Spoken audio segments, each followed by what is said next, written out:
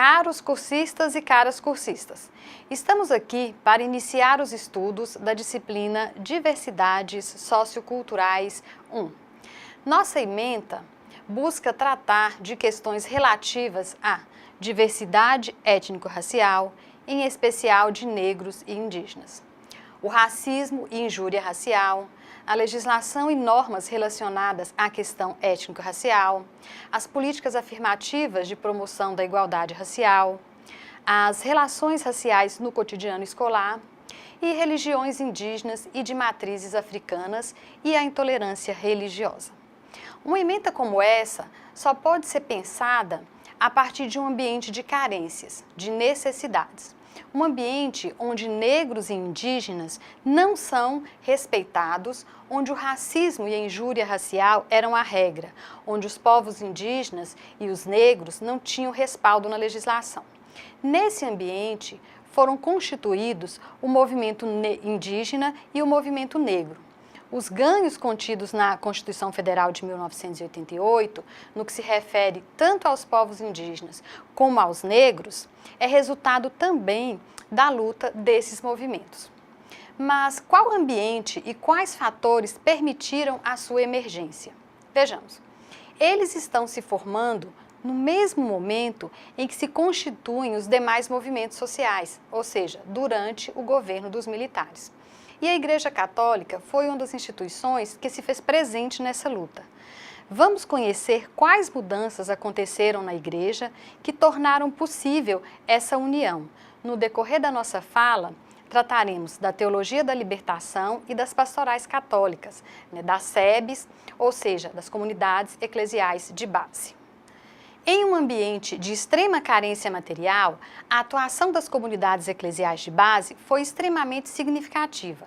Em seus encontros, os trabalhadores, além de discutirem a Bíblia, também falavam sobre política, sempre buscando associar as passagens bíblicas com a vida diária. A Igreja Católica, por meio das pastorais sociais, em especial a Pastoral da Terra e a Pastoral Operária, participou na organização dos trabalhadores, na constituição dos sindicatos e na formação de lideranças. Os movimentos sociais em todo o país constituíram-se recorrendo às SEBs e ao movimento sindical. Portanto, o apoio aos movimentos sociais veio da Igreja por meio das SEBs e pastorais e daqueles que formaram a teologia da libertação, ancorados em um pensamento de esquerda e também no movimento sindical, que se renovara com o novo sindicalismo. No entanto, o movimento chamado de Teologia da Libertação não agradou a alta cúpula da Igreja, em Roma. Em 1985, o Papa João Paulo II visitou o Brasil. Sua mensagem aos jovens, trabalhadores, crianças, índios e às autoridades foi de mais amor à justiça e melhor divisão das riquezas do país. No entanto, em seus discursos, havia sempre críticas a um segmento específico dentro da Igreja, a teologia da libertação, chegando a se referir a ela como um desvio grave. Essa informação está em um boletim informativo denominado Integração e era editado e distribuído pela Diocese de Montes Claros às suas comunidades. Esse posicionamento contrário à teologia da libertação não é segredo. Ele vem principalmente de segmentos conservadores dentro da Igreja. A advertência da Igreja de Roma com relação à teologia da libertação e, consequentemente, às práticas das pastorais sociais da Igreja na América Latina aconteceu após a eleição de Carol Wojtyla, o Papa João Paulo II, em 1978. No entanto, em momentos anteriores, a Igreja Católica já havia passado por um processo de mudanças no seu interior, o qual redirecionou o seu campo de ação. A encíclica Vaticano II, ocorrida em 1964, promoveu mudanças e orientações no que se referia às práticas de evangelização da Igreja. Alguns pesquisadores consideraram que as comunidades eclesiais de base foram o alicerce dessas mudanças, que teriam sido iniciadas a partir da década de 50 do século passado, e se tornando mais efetivas nas décadas de 70 e 80, após as encíclicas papais.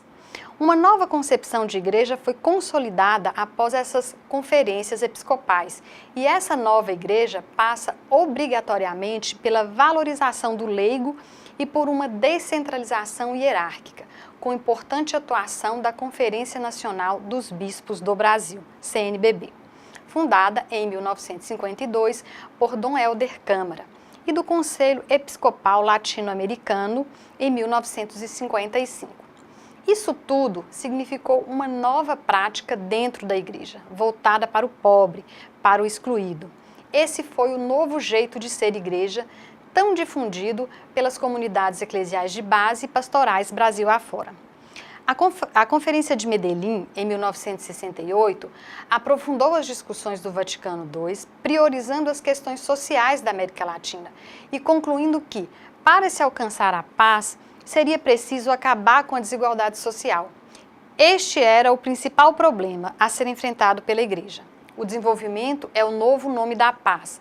Foi essa a conclusão da encíclica Populorum Progressio, de 1967. Assim, a Igreja buscou um desenvolvimento que fosse capaz de libertar os homens do estado de pobreza. Com esse espírito, os primeiros textos da teologia da libertação começaram a ser escritos, esboçando um novo jeito de ser igreja. As bases foram estimuladas e a fé atrelada à justiça social. A teologia da libertação foi concebida na América Latina por teólogos tais como Gustavo Gutierrez, Leonardo Boff, Clodovis Boff, Frei Beto, Henrique do Céu, Hugo Assmann, dentre outros. Esses teólogos comungavam das mesmas ideias sobre os grandes problemas sociais brasileiros e da América Latina. Suas preocupações seguiam no sentido de superar a pobreza que alimentava a desigualdade social e significou o progressismo na Igreja Católica, transformando-se em referência para as comunidades eclesiais de base e pastorais, influenciando modos de pensar e agir de uma parcela da sociedade. Desse processo emerge um grupo de bispos, padres, freiras e frades com uma atuação considerada mais progressista, em conjunto com leigos e fiéis. A teologia da libertação contribuiu para modificar a história da América Latina, uma vez que inspirou milhões de cristãos das SEBs e das pastorais a lutarem por uma sociedade mais justa e humana. Contudo, quando João Paulo II é eleito em 1978, as coisas mudam dentro da igreja, particularmente na América Latina. A igreja voltou a ser centralizadora e as divergências internas aumentaram. Muitos clérigos não concordam com as imposições de Roma, não concordavam naquele momento com as imposições vindas de Roma. A igreja, naquele momento, ela perdia muito de seus fiéis. Bom, a igreja que despontou de Medellín atuou ativamente na sociedade por meio dessas pastorais e das comunidades de base, apoiando os movimentos sociais na busca por justiça social e na defesa dos direitos humanos. As SEBs tiveram um papel muito importante na organização e na divulgação das lutas sociais. A bandeira da Comissão Pastoral da Terra passou a ser apoio aos movimentos sociais, à causa do negro, do índio, da mulher, do trabalhador. Outro foco da igreja era valorizar as potenciais lideranças regionais, visando desenvolver um trabalho conjunto de organização e de fortalecimento da classe trabalhadora. Por tudo isso, a igreja é considerada por muitos como sendo um importante ator da sociedade civil e da sociedade política no processo de pressão e de negociação com a arena estatal, com vistas ao restabelecimento da plenitude democrática. Sendo que um dos principais campos do engajamento social e político da igreja foi, naquele período, o da defesa e promoção dos direitos humanos. Portanto, pessoal, uma análise social e política acerca dos direitos humanos no Brasil certamente requer falar das ações da Igreja Católica. Essa questão também envolve uma série de fatores que estão interrelacionados. A emergência dos direitos humanos deve ser analisada tendo em vista dois pontos principais. Primeiramente, temos uma conjuntura internacional favorável e também estratégias de sobrevivência de grupos políticos frente ao regime militar. Em segundo lugar, temos um ativismo em defesa dos apenados e das minorias sociais. Em seu artigo intitulado A Causa e as Políticas de Direitos Humanos no Brasil, Fabiano Engelmann faz uma análise que tem na Igreja Católica um importante ator social e foca em duas dimensões. A primeira delas é a seguinte: fatores em torno do aparecimento do ativismo relativo aos direitos humanos como estratégia de enfrentamento ao regime militar, sendo que a causa dos direitos humanos desponta com forte ligação com 1964, sobretudo pela atuação de um grupo de advogados ligados à Igreja Católica. Em segundo momento, nós temos a redefinição da agenda militante nos anos de 1990 e 2000, com fortalecimento de instituições que compreendem os direitos humanos como política de Estado.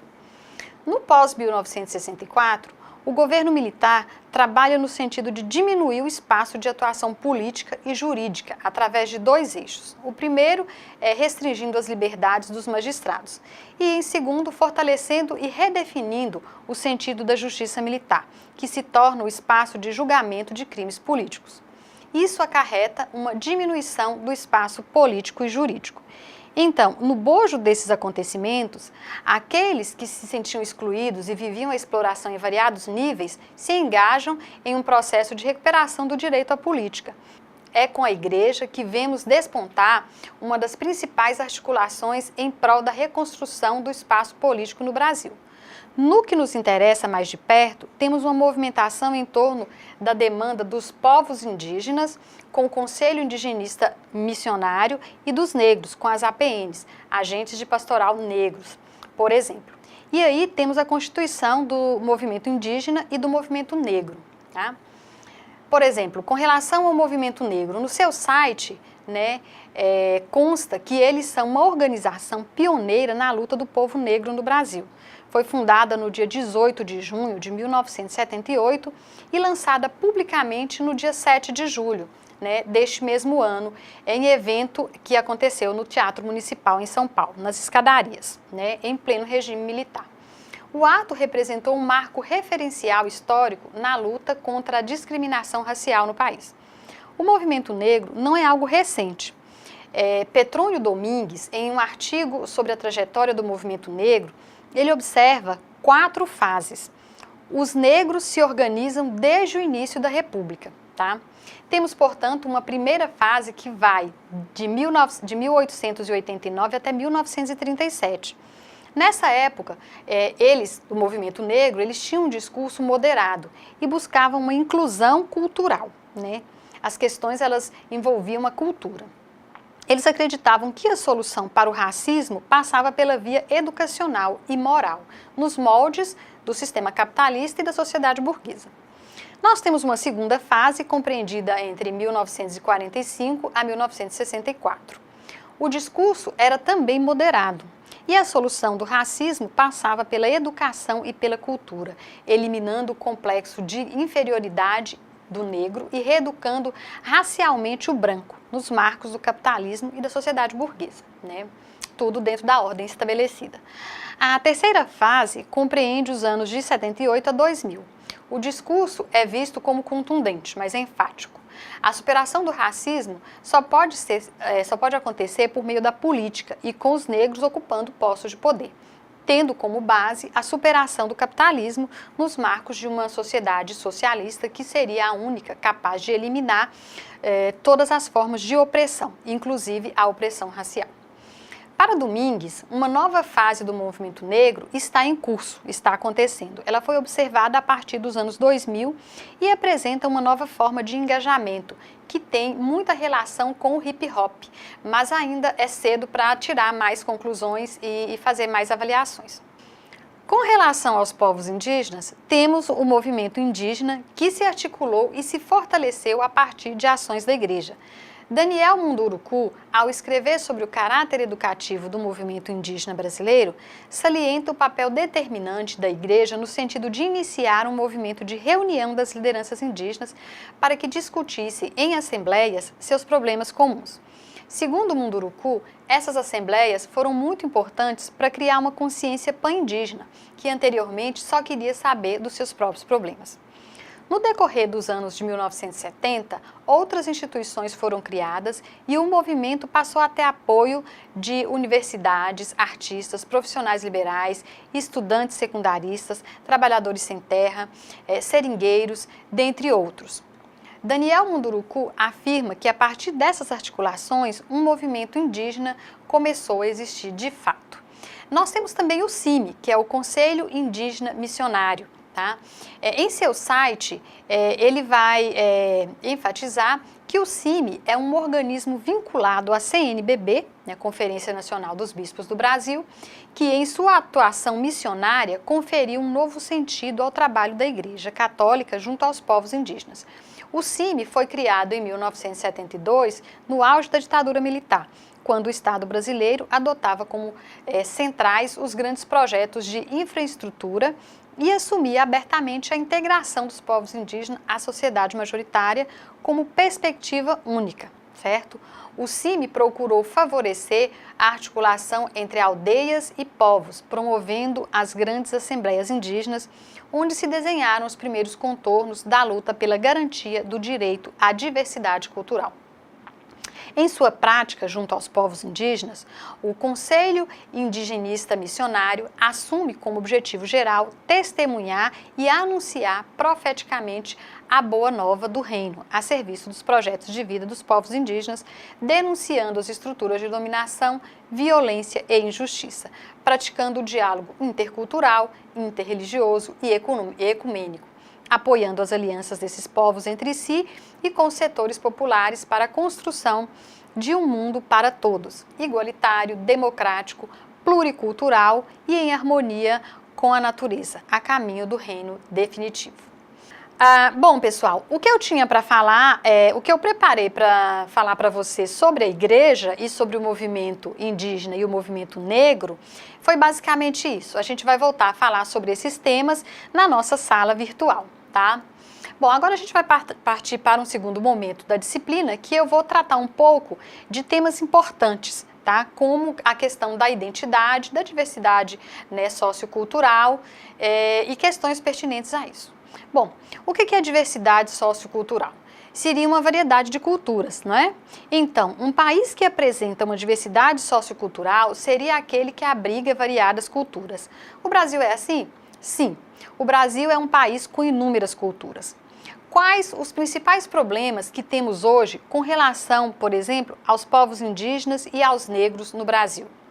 Bom, nós temos vários problemas. Poderíamos dizer que eles não são reconhecidos como povos formadores do brasileiro? Poderíamos dizer que eles não têm sua cultura respeitada, né, no caso dos índios, né? Poderíamos dizer que os negros sofrem o peso do preconceito pela cor da sua pele, que eles são os que mais morrem assassinados, que eles compõem, em sua maioria, a população de risco no país? Sim, e certamente muito mais questões poderiam ser colocadas a depender de cada pessoa. É preciso dizer que o Brasil tem sérios problemas com seu passado. O Estado brasileiro, ele parece querer varrer para debaixo do tapete questões que precisam ser resolvidas. E a escravidão, né, é uma delas, assim como muito do que aconteceu no período do regime dos militares, né, do governo dos militares. E da mesma forma também parece ter a necessidade de excluir o elemento indígena da sua formação.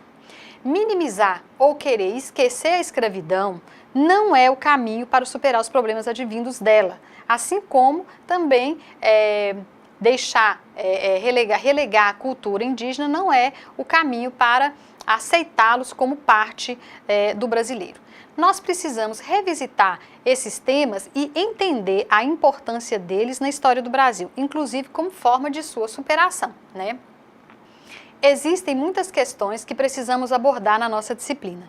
Duas delas vamos tratar também nessa aula de hoje.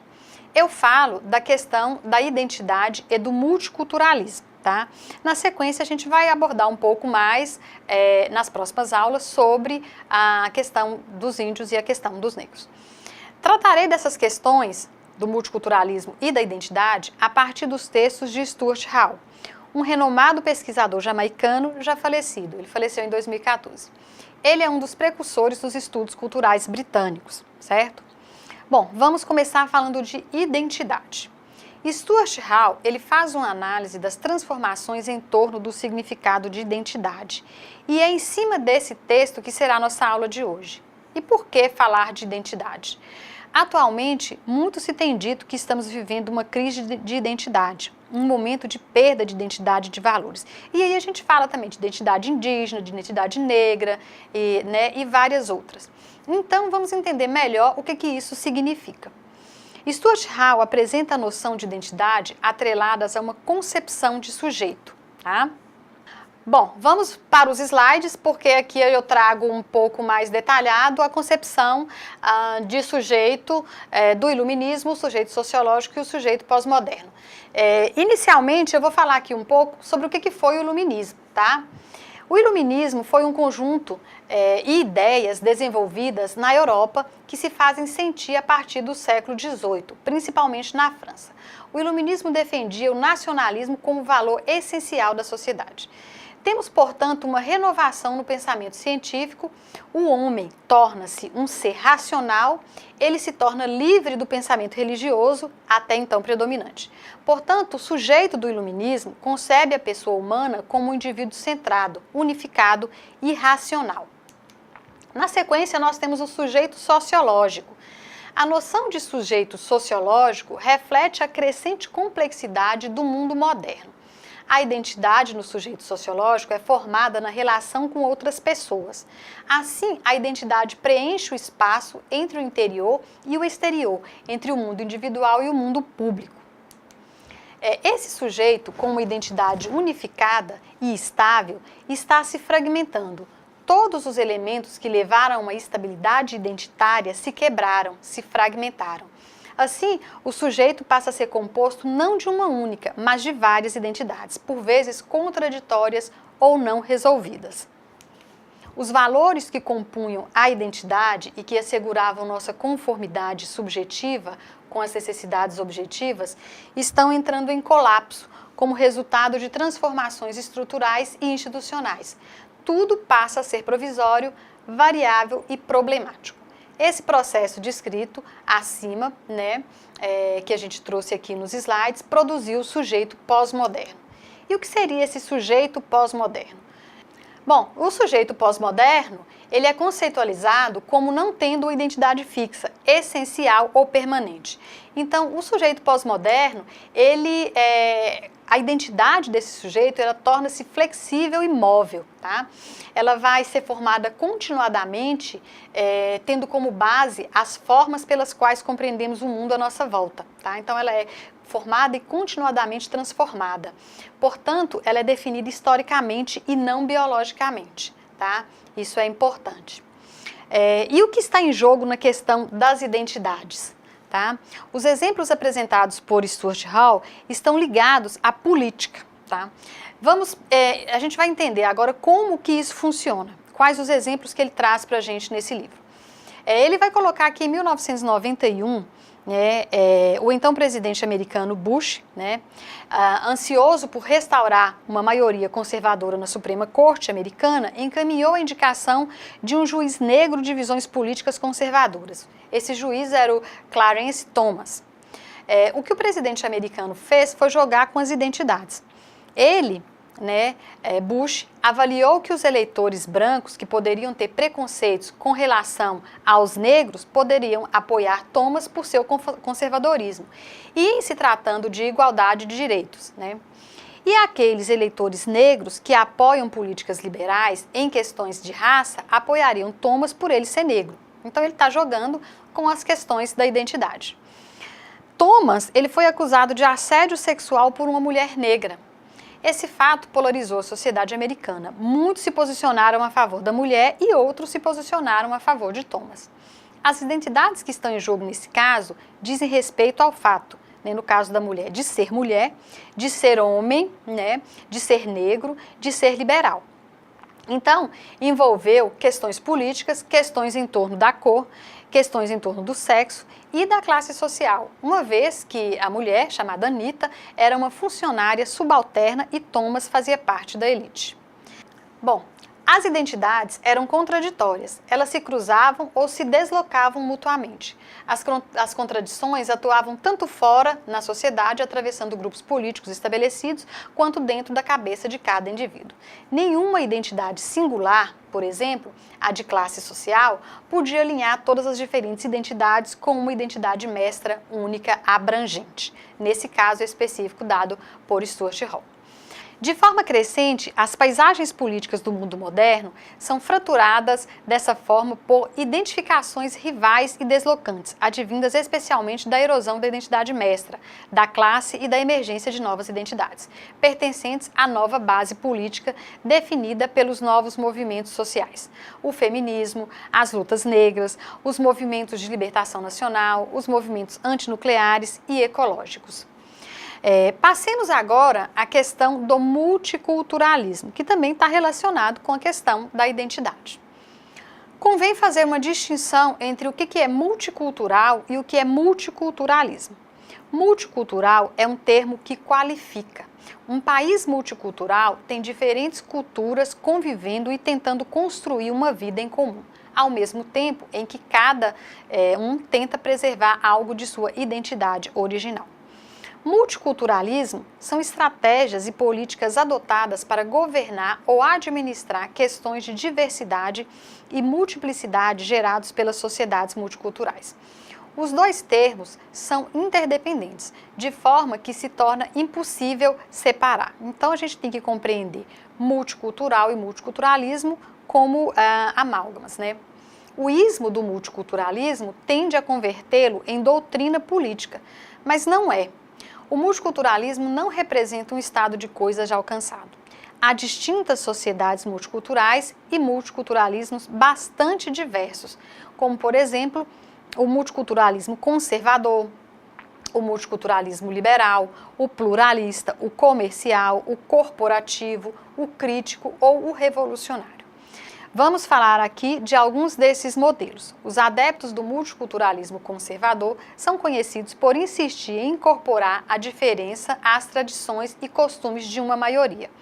O multiculturalismo liberal, enquanto prática e estratégia política, procura integrar os diferentes grupos culturais o mais rápido possível à sociedade, baseado numa cidadania individual universal, permitindo certas práticas culturais particularistas apenas no domínio privado. O que é chamado de multiculturalismo comercial adota como estratégia a ideia que, se a diversidade for reconhecida publicamente, então todos os problemas de diferenças culturais serão resolvidos e dissolvidos no consumo privado. O multiculturalismo, ele não é uma doutrina, é uma ideia e uma ideia muito questionada. As críticas surgem de todos os lados. Surgem da direita conservadora, que prega uma pureza e integridade cultural da nação.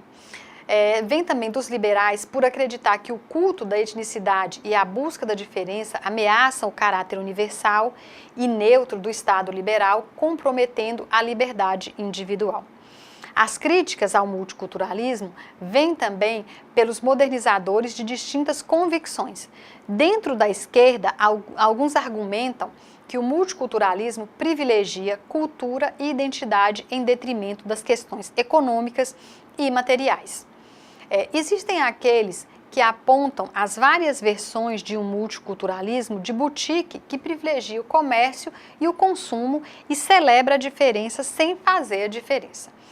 Aqui cabe um exemplo muito interessante e muito esclarecedor. Hoje, a gente vê muito mais homens negros nas capas das grandes revistas, mas os jovens negros ainda são aqueles que mais morrem nas periferias dos grandes centros. Os corpos masculinos negros se deslocaram de forma notável do gueto das drogas para as capas das revistas de moda, enquanto seus corpos verdadeiros continuam onde sempre estiveram, nas cadeias, nas estatísticas de violência ou assassinatos. A questão que se apresenta com relação ao termo multiculturalismo é a seguinte: pode este conceito, que tem tantos significados, ter algo a dizer? Ou ao contrário, será que sua condição contestada não constitui o seu valor? O que fica de toda essa polêmica é que, Se há algo no multiculturalismo que vale a pena, é que nós precisamos encontrar formas de manifestar publicamente a importância da diversidade cultural e de integrar as contribuições das pessoas de cor na sociedade e também dos grupos indígenas, né? É isso que realmente importa nas discussões relativas ao multiculturalismo. Agora eu faço um questionamento. Em se tratando da sociedade brasileira, até onde isso é possível, né? Até onde vamos conseguir avançar nessas questões com este modelo de sociedade? Vamos refletir sobre isso. Bom, passemos agora às condições que tornaram possível o multiculturalismo. As sociedades multiculturais, pessoal, não são um fenômeno novo. As migrações e os deslocamentos acontecem há muito tempo. Os impérios grego, romano, o Império Islâmico, o otomano e o europeu foram todos, de formas variadas, multiétnicos e multiculturais. Podemos apontar ao menos 3 grandes exemplos históricos que são relevantes para se compreender a emergência do multiculturalismo. O primeiro deles é o fim do sistema imperial europeu e das lutas pela descolonização e independência nacional. Mas os problemas advindos do colonialismo e do pós-colonialismo, em alguma medida, se ajustam à ideia de multiculturalismo.